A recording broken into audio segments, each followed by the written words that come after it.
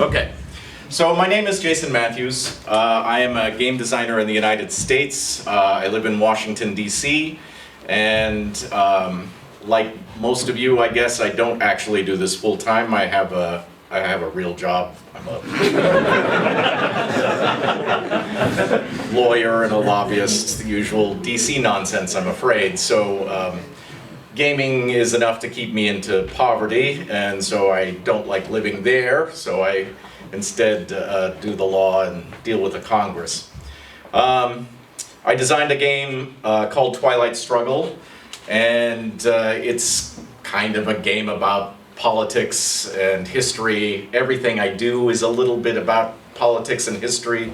I am older than most of you, so I also come into the hobby kind of at that weird juncture where war games were still a big deal, and then role-playing games kind of became the dominant part of the hobby, and then replaced by collectible card games, and now we're on to European design.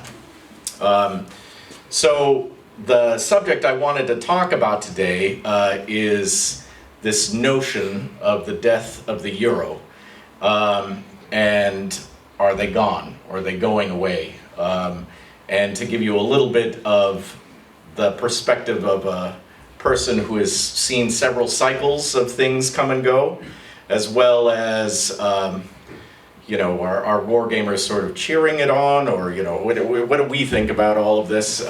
We'll give you a certain sense of all of that. Euros, from at least an American point of view, the Germans have a slightly longer timeline here. They're about 28 years old. From our vantage point, it's a German-American heritage because Sid Sackson is the founder of a lot of games that kind of go on to inspire Euro game designers. And so he's an American, but then of course it's taken to new heights with Klaus Teuber and Settlers of Catan and those variety of games. Definitionally, as far as Americans are concerned, Euro games are sort of conflict averse. They're a lot less about war than everything that we do in the United States. It's a hobby of ours, as you know. And they tend to be more multiplayer focused compared to at least American game design prior to the introduction of the Euro worldwide. They're chameleons, and this is really one of the defining characteristics I think that's important to talk about in terms of the death of the Euro. I had a friend who designed a game for one of the German game companies. The game he designed was about Mexican piñatas. It ended up being a game about French balloons. So that was a quality to Euros that just wasn't true about gaming before. Here I put it that you can be a medieval farmer, an Egyptian, or a Roman emperor. All of those things are acceptable for a design. Next.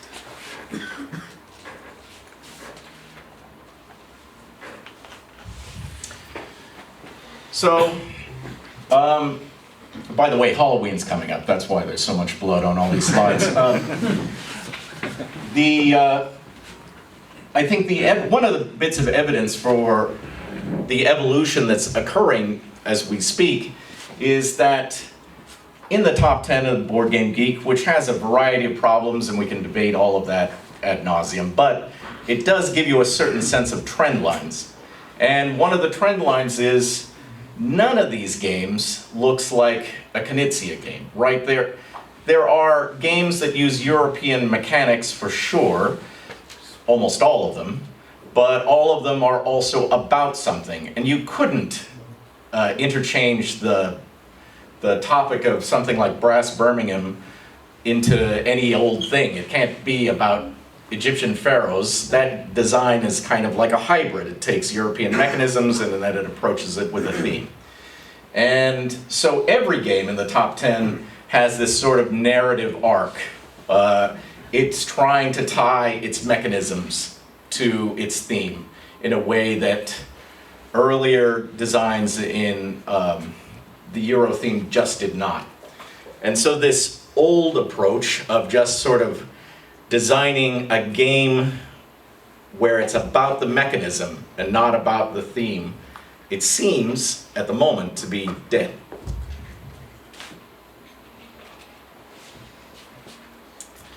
Okay, so let's talk about the murderers, potential murderers.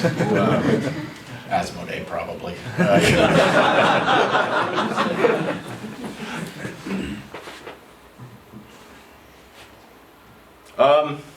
The first potential suspect to discuss is your aunt and her gaming closet.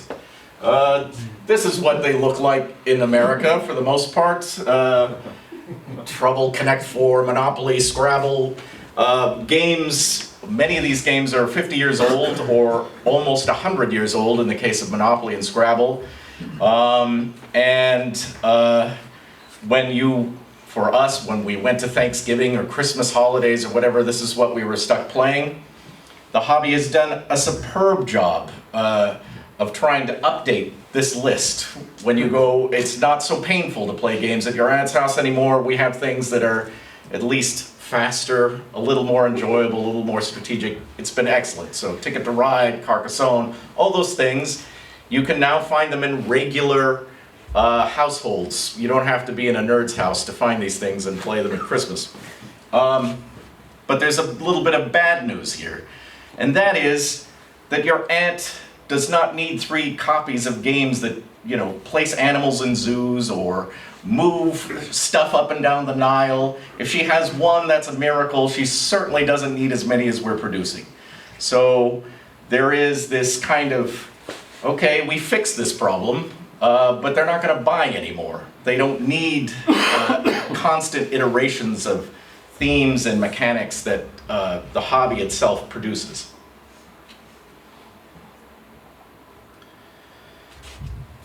Hollywood, always a problem.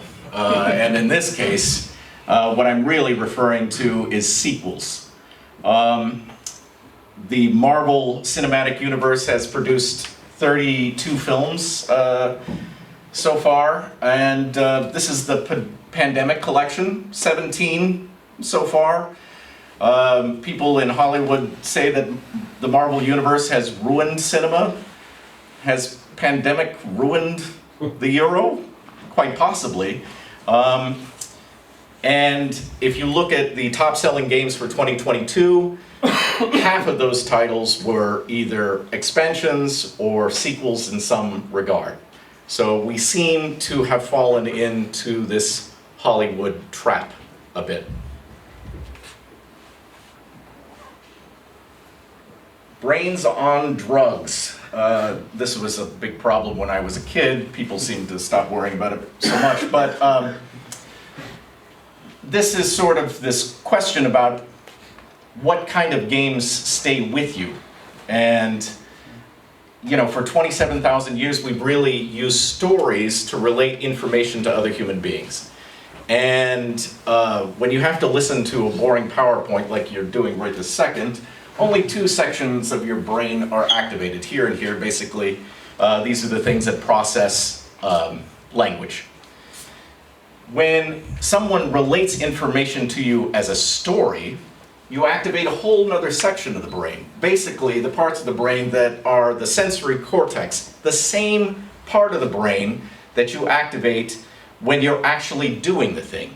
So if I tell you a story about fishing, you will get the same impression in your brain that if you were actually fishing yourself. In fact, this goes so far as to have human beings, when they were, according to Princeton anyway, when human beings are listening to a story, the brains of the person telling the story and the person who are listening start to synchronize. The same parts of their brain start to flash at the same time.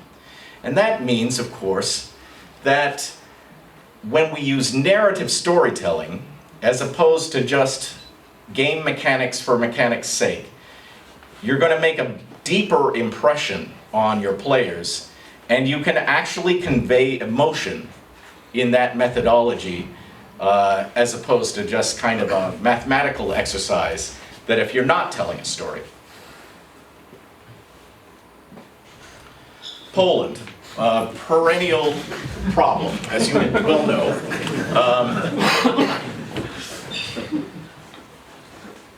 In this one instance, maybe Poland is the aggressor. And what I mean by that...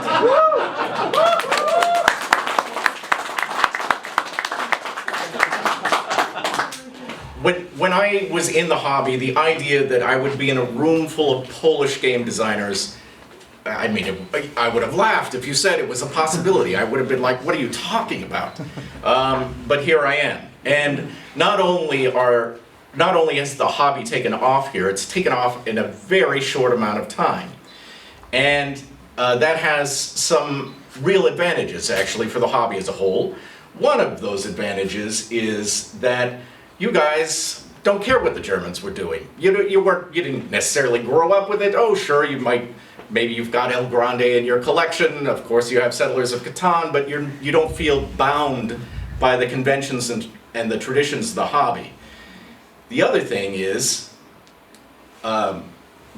with Witcher, for instance, you're starting to tell stories that are about the Polish experience, and you see this in the hobby here. You see it in the hobby in Spain, you see it with the Portuguese. All of those designers are trying to tell the stories that the Anglo-Saxons, with all due respect to my countrymen, have not told, because we don't know them, we're too lazy to know them, we don't know anything about our own history, we sure as hell don't know anything about Polish history. So, this is a dynamic that has also injected narrative and storytelling into gaming in a way that was not part of the original European structure and methodology of design. The worker meeple. This is one of my personal favorites. Wait, let's see if we can get that going.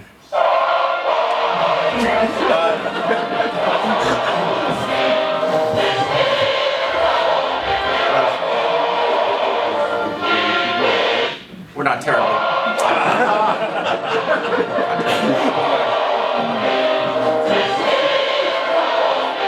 Why are the Russians so annoying? They can't be stopped. All right, I'm gonna have to skip by their slide to stop them.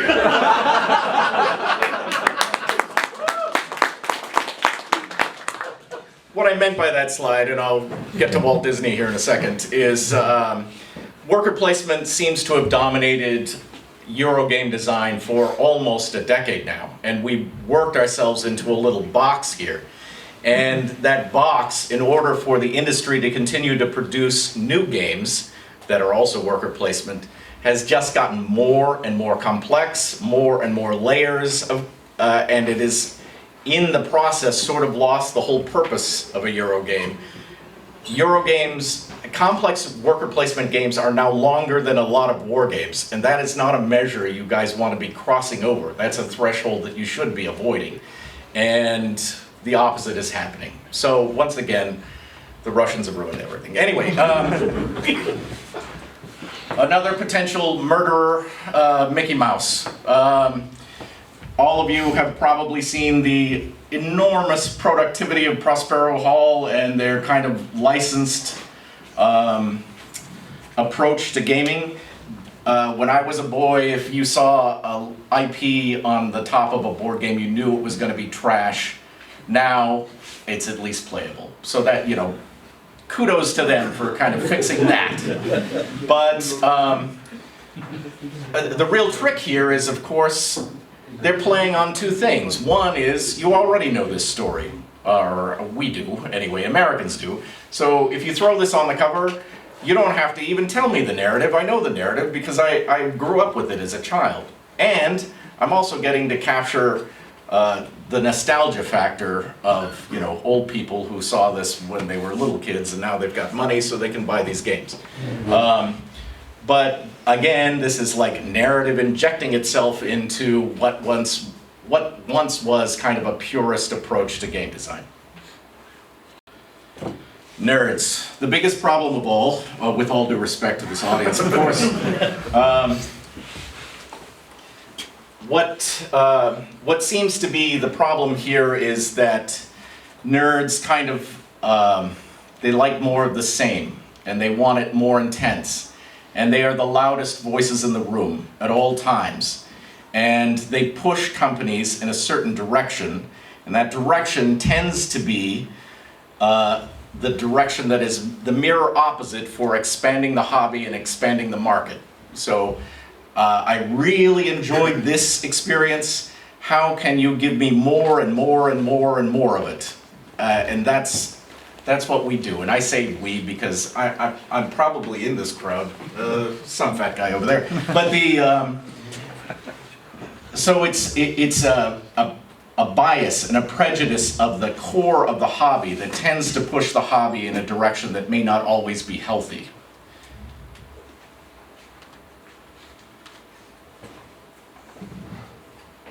And so why, I'm a wargaming guy, and why am I even up here trying to deliver some sort of warning about the death of the Euro? It is kind of a public service announcement, and the reason I say it's a public service announcement is that my segment of the hobby has already lived through this problem once, and so I'm trying to raise the flag. Hey guys, pay attention to what's happening.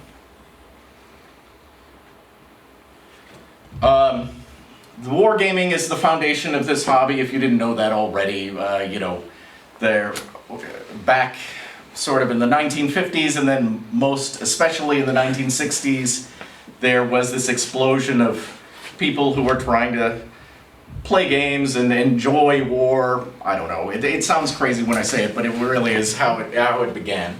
And we had a number of companies that were doing extraordinarily innovative things. Simulations Publication International, Avalon Hill, Games Designer Workshop, there were a slew of others.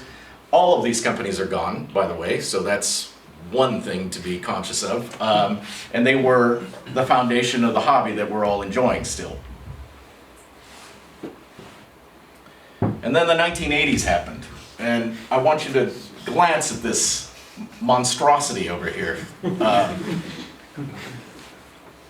Role-playing started, role-playing of course is, it started as a derivative, a miniatures-based derivative of wargaming.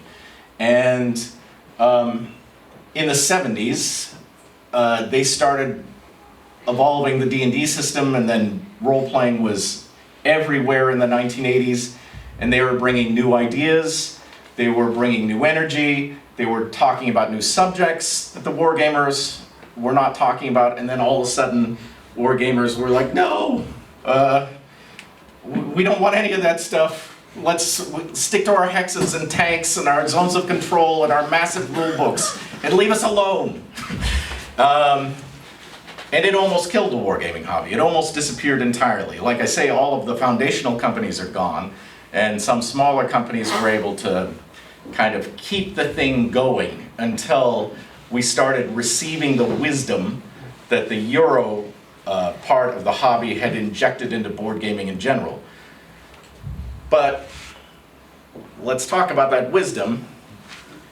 Take a look at this thing. This is a Euro game. It sure looks a lot to me like one of those 1980 war games. Every time, I don't want to. I'm not blasting this game, which is actually quite clever, but look at the complexity that is so self-evident, and think about how you would introduce a game like this to a new player. And is this what you want to say your hobby is? And what impact does all of that have?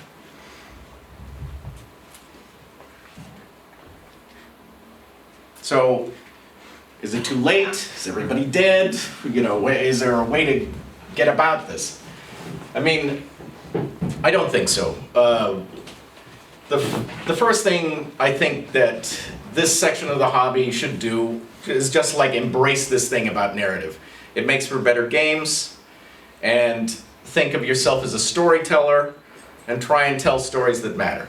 Just begin from that premise. Not that you're Reiner Knizia, unless you happen to be a mathematician, maybe that can't be helped. But otherwise, think of yourself more as a novelist and less as an engineer. Elegance. Complexity is something that narrow core of the hobby is demanding. It is not actually where the market tends to be. It is actually also not where the Board Game Geek ratings are. So you won't be lauded for designing Taco Cat, but you will make millions of dollars. So, give that some additional thought. New voices. This is important from my vantage point, particularly in my segment of the hobby. We're just overwhelmed with old white guys who are dying, by the score every day. And there were two things in the historical hobby where that's bad. First of all, we're telling a very incomplete version of history.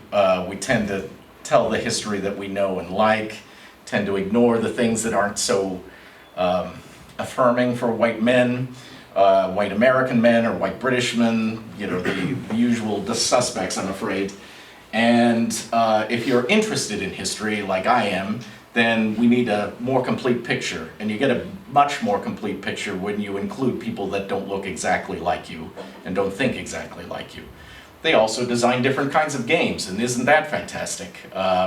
If you're looking for innovation, if you're looking to get out of this corner of worker placement, I'd suggest trying to find a few more women and a few more people who have not come from this context. And the last thing is have a point. For the love of God, we are producing 3,000 games a year. What is your point? Do you have something to say with this game or not?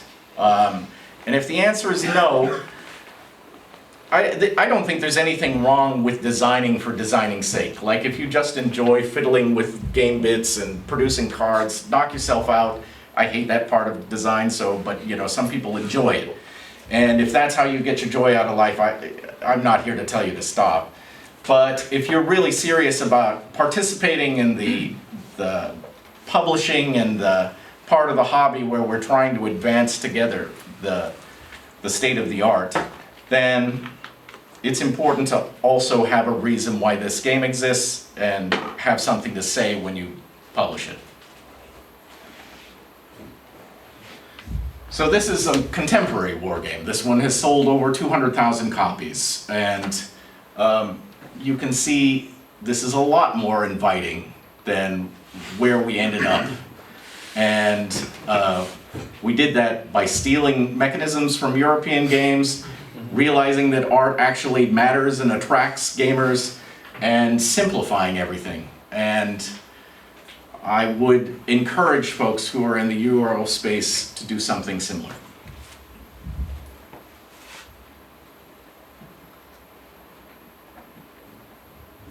Dziękuję. And that's the end of my Polish. And 6 months of Duolingo for no